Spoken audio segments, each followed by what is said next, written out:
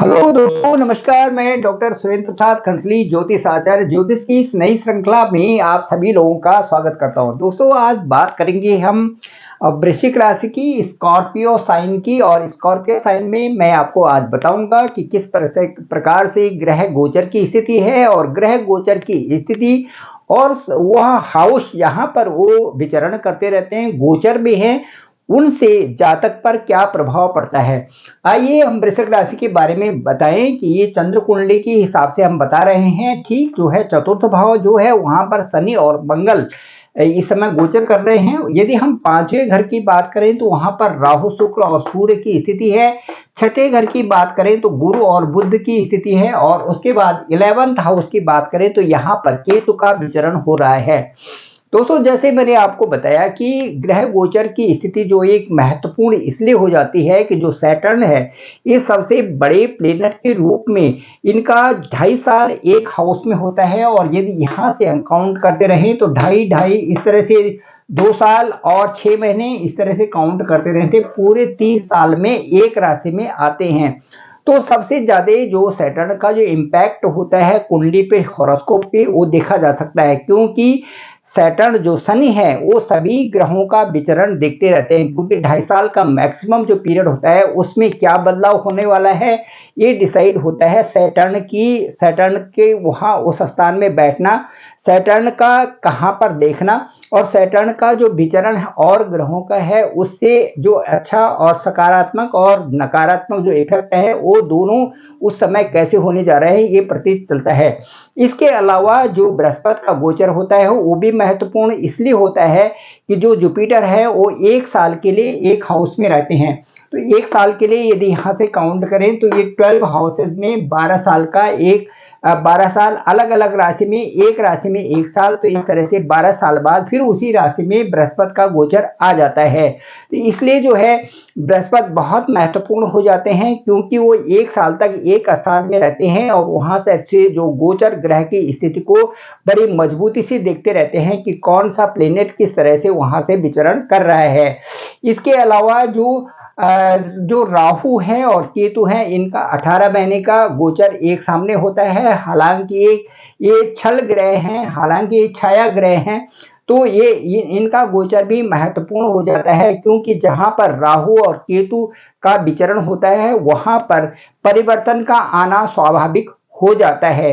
परिवर्तन वहां पर इस तरह से आता है कि यदि आपके वो उस क्षेत्र में आते हैं जहां से कि जहां पर और ग्रह जो अच्छे ग्रह आ रहे हैं उनके साथ में यदि राहु और केतु वहां पर होते हैं तो किसी न किसी से वो अपना प्रभाव जरूर छोड़ते हैं।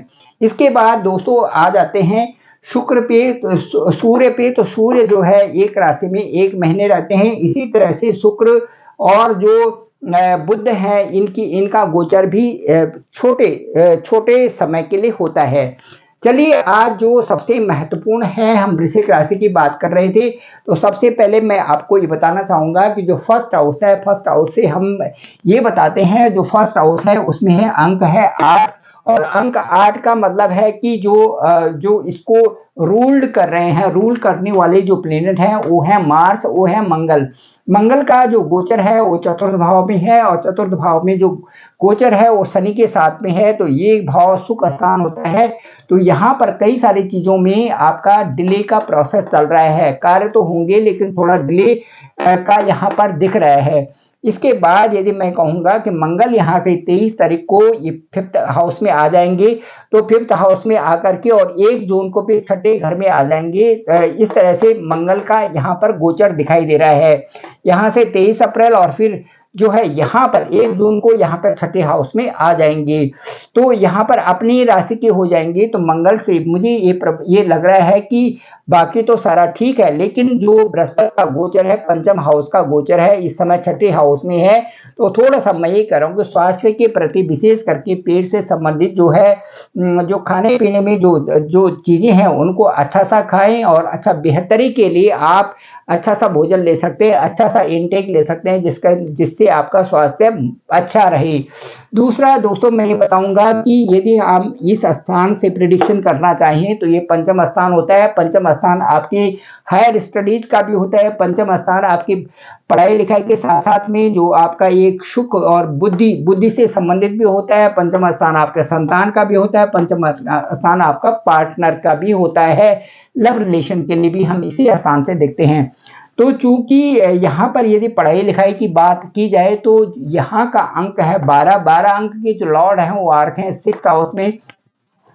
6th हाउस 6, 8, 12 की स्थिति बहुत अच्छी मजबूत नहीं मानी जाती। वहां पर बुध बकरी ग्रह के साथ में है। तो मैं ये कहूंगा कि चूंकि चूंकि जो है यहाँ से भी सूर्य का गोचर 14 अप्रैल को छठे स्थान में हो जाएगा। शुक्र का गोचर भी 30 अप्रैल को छठे स्थान में हो जाएगा। राहु जो है पंचम स्थान में बने रहेंगे और ये 18 महीने की स्थिति इनकी यहाँ पर है। तो ये सोचने की जो बीमारी आपको इस समय बनी होगी, जो वृश्चिक राशि वाले लोग हैं ये सोचते ज्यादा हैं, सोचते इस समय ज्यादा सोचते रहते होंगे। उसमें कई सारे कंफ्यूजन की स्थिति बन जाती है कि एक कार्य किया जाए कि नहीं किया जाए। 1 मई को जब गुरु का गोचर ठीक जो है सप्तम भाव में होगा तो इनकी जो सोचने की जो आदत होगी उसको रिलैक्स होंगे। और उसके बाद मैं ये बताऊंगा कि इसमें बहुत अच्छा बदलाव आ जाएगा। और फिर जो यहाँ से गुरु जो है यहाँ से 1, 2, 3, 4, 5 आपके लाभ स्थान में देखेंगे। 6, 7 आपके लग्न को देखेंगे। और इस तरह से जो गुरु की जो दृष्टि होगी वो आपके लिए बहुत शुभता प्रदान करने वाली है, क्योंकि आपके लग्न को देखिए और दूसरा आपके लाभ स्थान को देखेगी। इससे जो परिवर्तन आने वाला है वो आपके व्यवसाय में भी आने वाला है। तो साथ साथ में आपका जो जहां पर आप नौकरी करते हैं उसमें भी परिवर्तन आएगा। साथ साथ में उससे आपको लाभ होगा और लाभ के साथ साथ में आपका जो स्वास्थ्य भी ठीक रहेगा। और साथ साथ में जो हायर स्टडीज है उसमें आप जो काम करने जा रहे हैं वो काम एक ऐसे दौर पे आएंगी जहां पर आपके लाभ की स्थिति भी होगी और साथ साथ में आपका वो काम भी होता जाएगा। तो वृश्चिक राशि वालों के लिए जो ये जो पीरियड होगा 1 मई के बाद में वो बड़ा खूबसूरत होगा और बहुत अच्छे तरीके से वहां पर, क्योंकि पूरे 1 साल के लिए सप्तम भाव में यहाँ पर बृहस्पति का गोचर होगा जो कि बहुत अच्छा है। बृहस्पति ये वृश्चिक राशि वाले स्कॉर्पियंस के लिए। चलिए आप बात करते हैं, यदि हम आते हैं फिर उसके बाद लव रिलेशन के लिए भी आते हैं तो मैं ये कहूंगा क्योंकि राहु के साथ में यहाँ पर शुक्र होंगे तो स्थिति थोड़ा सा ऐसी होगी कि पार्टनर के लिए बहुत अच्छा नहीं होगा। क्योंकि जो है कई अच्छा समय तभी आएगा जबकि जब जो है ये जब गोचर बृहस्पति का गोचर सप्तम भाव में होगा। तो ये पूरे महीने का जो है यहाँ पर जो है जब तक ये सूर्य और शुक्र यहाँ पर है तो मुझे ये लगता है अप्रैल के महीने में बहुत अच्छा नहीं है। ठीक है, तो चलिए क्योंकि यहाँ पर जो है बकरी के ग्रह के साथ में भी यहाँ का जो गुरु है बकरी बुध के साथ में भी बैठे हुए हैं, इसलिए अप्रैल के महीना बहुत अच्छा नहीं रहेगा। उसके बाद मई के बाद ही जो है आप एक अच्छा सा संपुट बना सकते हैं और अच्छी दोस्ती के साथ में आगे बढ़ सकते हैं। चलिए यदि आते हैं हम वैवाहिक जीवन के लिए, वैवाहिक जीवन का अंक है 2, यहाँ पर अंक है 2 और इनका जो लॉर्ड होते हैं इनके लॉर्ड होते हैं आपके शुक्राचार्य जी शुक्र। तो शुक्र की स्थिति है ठीक यहाँ पर पंचम स्थान में राहु के साथ में है, लेकिन सूर्य के साथ में भी है और साथ साथ में मैं ये कहूंगा कि यहाँ पर उच्च के बन जाते हैं। तो जब भी कोई ग्रह उच्च के होकर के 1, 5, 9 में बैठता है तो ये मान लेना चाहिए कि वो स्थिति अच्छी रहेगी। तो मुझे लगता है कि आपका जो मैरिड लाइफ है वो ठीक चल रही है, अभी बहुत ज्यादा जो उसमें तनाव नहीं है, किसी प्रकार से थोड़ा बहुत तो चलता है क्योंकि वहां पे राहु का प्रभाव है। लेकिन शुक्र उच्च होने से और पंचम स्थान में है तो मैं समझता हूं कि लव जो आपकी जो मैरिज लाइफ होगी वो अच्छी होगी। अब मैं ये बताना चाहूंगा कि जो 2 अंक हैं वहां पर उच्च हैं, 5वें घर में है तो इसलिए मैरिज लाइफ तो अच्छी है ही। तो 24 अप्रैल से जब यहाँ पर शुक्र छठे घर में आएंगी तो कुछ समस्याएं हो सकती हैं। 24 अप्रैल के बाद थोड़ी सी समस्याएं हो सकती हैं, लेकिन 19 मई से और 11 जून का जो पीरियड होगा क्योंकि शुक्र उसके बाद अपने ही घर में यहाँ पर आ जाएंगे और जब शुक्र अपने घर में आएंगे सहवत में तो आपकी बल्ले बल्ले हैं 19 मई से और 11 जून तक जो भी आपने काम करना है वो आप कर सकते हैं। अच्छे सेटलमेंट के लिए, अच्छे जो है अच्छे जीवन के लिए जो भी आप इन्वेस्टमेंट करना चाहें, जो भी आप जिस तरह से सुख साधनों में वृद्धि करना चाहिए और भी जो चीज़ें हैं वो कर सकते हैं, लंबी यात्रा भी कर सकते हैं और कोई भी सोचा हुआ जो अच्छा कार्य है उसको आप 19 मई से और 11 जून तक कर सकते हैं वृश्चिक राशि वाले। इसके बाद मैं ये कहूँगा कि जो 4 अंक हैं यहाँ पर ये नोट करते हैं आपके भाग्य को, फॉर्च्यून को, कि किस तरह से आपका जो भाग्य है आपको किस ओर ले जाना चाहता है।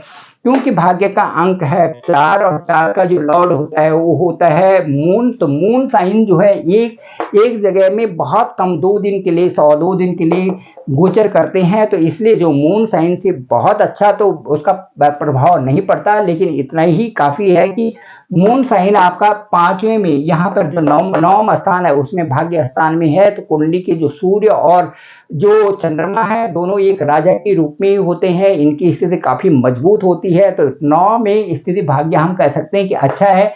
साथ साथ में यदि हम इससे जुड़ाव करते हैं सूर्य का भी जुड़ाव करते हैं। यहाँ पर दशम स्थान में अंक है 5, 5 का जो लॉर्ड होता है वो सूर्य है। सूर्य की स्थिति बनी हुई है ठीक इस समय जो आपके पंचम स्थान में है। सूर्य जो है 14 अप्रैल के बाद उच्च के होने वाले हैं, छठे स्थान में आ गए। तो ऋण रोग शत्रु आपसे दूर होंगे। और दूसरा जो है सूर्य की वहां पर स्थिति होने से आपका स्वास्थ्य अच्छा होगा, उच्च के भी होंगे। तो मैं ये समझता हूँ कि जो ये 14 अप्रैल के बाद का जो आपका समय होगा वो बहुत अच्छा है। और उसके बाद आप 14 अप्रैल से और 13 मई तक आपको जो भी अच्छे कार्य करने हों आपके व्यवसाय से संबंधित, आपके भाग्य से संबंधित, वो आपको करने के लिए कहेंगे। और उनकी तरफ उनका इशारा ही सूर्य का आपकी राशि के लिए इशारा ही बहुत होगा। और उन इशारों को आप समझने की कोशिश करें और जो काम करें उनको अच्छी गति से आगे बढ़ाएं, मेहनत के साथ में करें। तो मुझे लगता है कि ये बहुत अच्छा समय आपके होगा।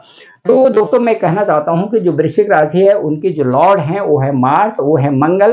तो मंगल का मतलब है एक ऐसी शक्ति, एक ऐसी अनुभूति हमारे अंदर आती है जिससे कि हम कार्यों को सुचारू रूप से और सही ढंग से करने के लिए जुझारू होते हैं। ये प्रवृत्ति आप अपने अंदर हमेशा रखिए और ये समझिए कि मैं हर कार्य को कर सकता हूं जो भी मेरे सामने आता है। और उसको एक अच्छे ढंग से करने के लिए आपको मंगल जो है आपके एक रूल्ड करने के लिए आपको मार्स दिए गए हैं ऊपर वाले के द्वारा।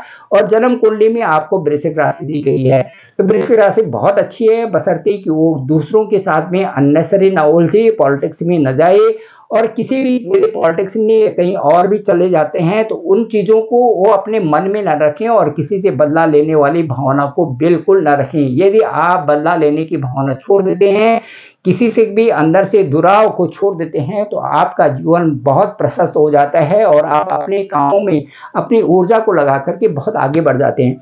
Thank you very much. मैं डॉक्टर सुरेंद्र प्रसाद खंसली, ज्योतिष आचार्य, और मेरा डिस्क्रिप्शन पे नंबर है 9868280191। आप मुझे कॉल भी कर सकते हैं, अपना हॉरोस्कोप भी ले सकते हैं और जाने अपने बारे में कि आपका समय कब आ रहा है, इतना सुंदर कब आ रहा है जब आपने अपने कार्यों को बहुत अच्छे ढंग से करने वाले हैं।